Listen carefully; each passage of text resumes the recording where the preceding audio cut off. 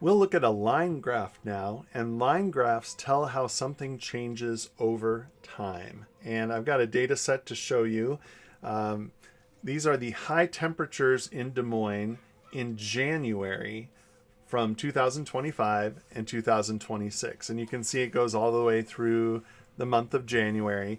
And we're only going to focus on maybe the first 7 days. So for this example, we are going to use just January 1st through January 7th. But we are going to use both years. I'll start with 2025.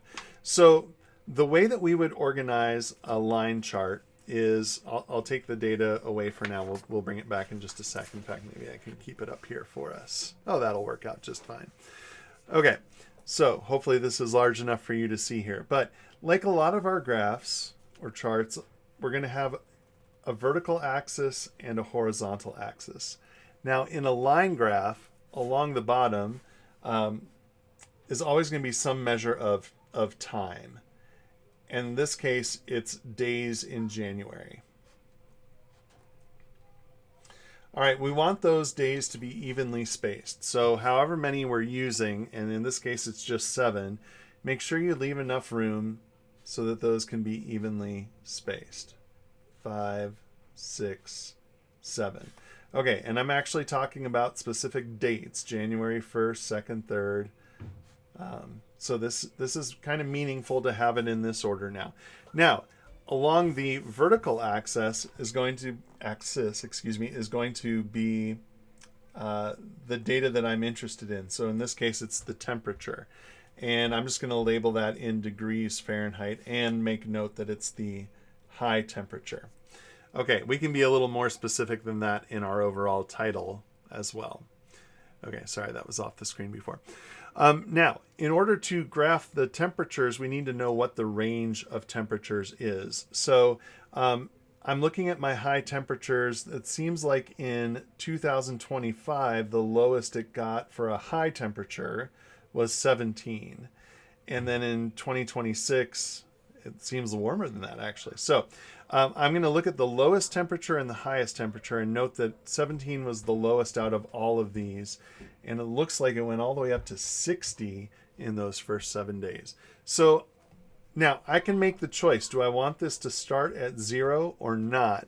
If it doesn't start at 0, I need to make a little squiggly line to tell it's starting somewhere else. But I'm actually going to start at a temp of 0 and then go up to 60. So I'm going to go 0, and then I'll go 20, 40, 60. But then I'm also going to divide these. That was just more for my benefit getting started here, because I want to make these nice and evenly spaced. So ideally, I'm like printing this out on some, or using some lined paper, things I don't have available with me at the moment. So I'm just going to do my best to make this kind of neat and organized. All right, so now I'm going to start with 2025.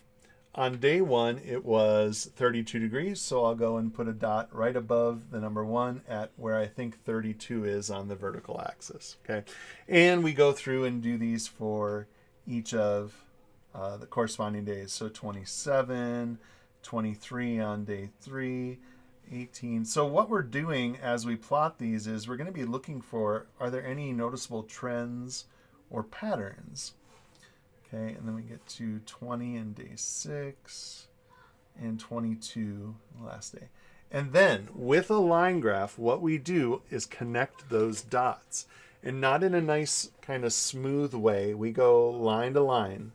Okay, a straight connect the dots, because we want to know, okay, when did it drop more than others? Okay. Okay, so nice straight lines to connect those. Now, at the end here, I'm going to label this 2025. And then I'm going to come in with my, so we would be done there if this were just a single year we were looking at. I want to put 2026 on here as well.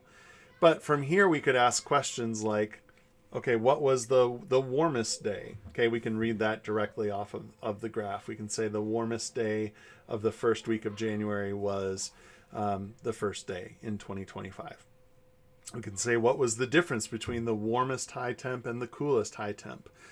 different things like that that we could ask at different levels of interpretation.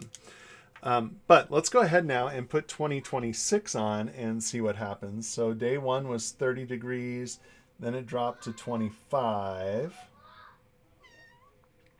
Okay, then it went up to 35. I'll do this as best I can here. And then up to 41 on day 4, all the way up to 50 on day 5. And then 46, and then all the way up to 60. Okay, so something like that. And then again, we connect these with lines.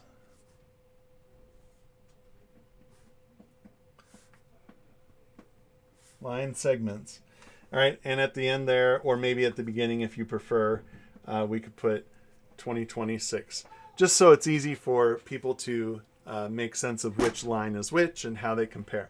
And now we're able to ask questions comparing the 2 years. So in that first week of January, where was the biggest rise or fall in temperature? And then you could look and say, well, it's either right here or right here. I'd have to study the graph a little more and hope that I drew it well. Okay. You can notice some trends like, hey, it started off pretty similar, but then 2026 really got warmer. Things like that. So that is how we make a line graph. Main thing, keep things evenly spaced across your axes. Make sure they're labeled properly and make sense. And then points are connected with individual line segments, and it shows a change in a value over time. Hope that helps.